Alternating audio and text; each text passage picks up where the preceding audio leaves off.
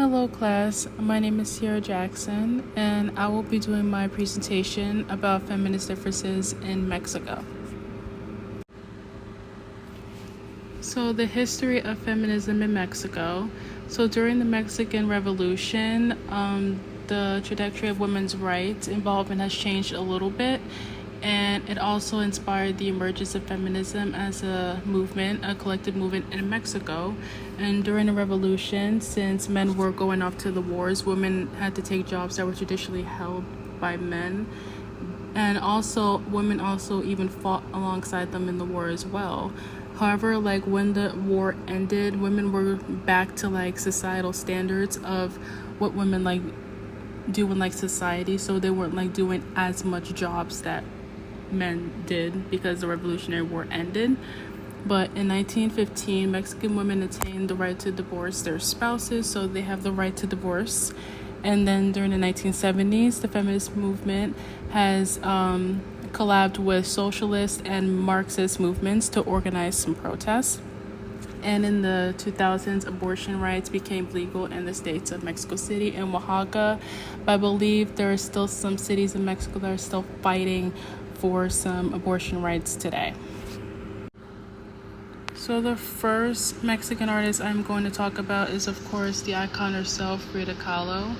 So Frida Kahlo, she might have not referred herself as a feminist icon back in the day, but she certainly is definitely recognized as one.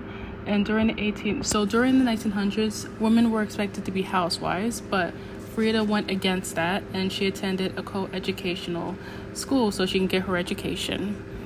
She also went against gender norms, like keeping her masculine features, like her thick eyebrows that she didn't really pluck, and her mustache that she didn't shave neither. And she also wore men's clothes inside of her family clothes, she was seen as the rebel inside her family.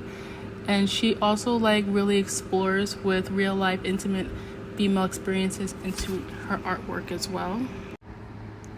This photo on the left, as we can see, is a self-portrait of Frida Kahlo herself, and you can see that she really has the thick eyebrows and the mustache, but she does also embrace her femininity with all the her hairstyle, all the butterfly pins in her hair and her little makeup, and she still makes sure to embrace that femininity as well.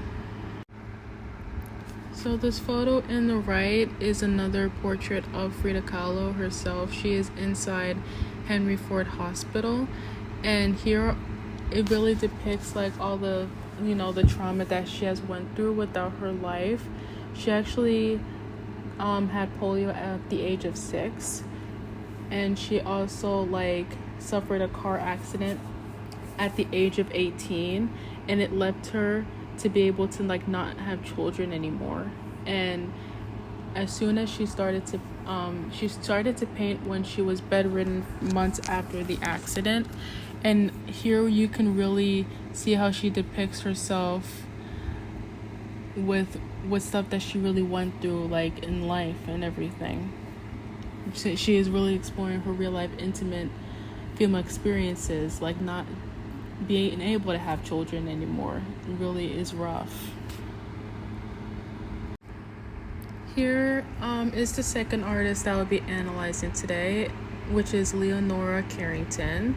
And Leonora Carrington, she is actually a British Mexican artist. She was born into a wealthy family in Lancaster, England. I think that's how you pronounce it. She was a key figure in the Surrealist movement, and her work is known for her dream-like imagery. It really explores the mythology and exploration of magic and feminism themes as well. Her art depicts women in powerful and independent roles. And then when World War II erupted, Leonora made the decision to flee from Europe to Mexico, where she can really express her, herself fully with her unique artistic style. And she really wanted to find freedom, which she did find in Mexico. So this first painting I'm going to talk about by Carrington is called The Giantess. in parentheses, The Garden of the Egg, which she made in 1947. So this painting depicts a giantess standing on a rock, and she's holding an egg in her small hands. It's depicted as a woman on top of a rock, and the giantess really represents a powerful and protective figure. The egg represents a potential for new life, and it also celebrates the female body and the power of women. And as you can see, there is geese flying all around the figure, which is a symbolism of freedom and new beginnings.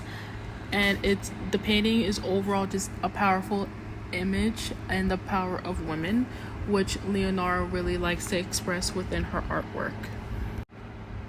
Alright, and along on the right is her other artwork called The House Opposite. And the house opposite, it shows different rooms, and they're all women, but they all have like different like heads, like different animal heads, some bird bodies and other creatures. The painting really is supposed to celebrate the power of women, and this painting really shows that these women are not victims, and they really are in control of their own life, and like for once, like we could just be like, you know, these powerful beings who are not victims, but instead we're in control. And The House Opposite is a strong and meaningful painting that celebrates the power of women overall. Here are my citations and resources. And thank you guys for listening.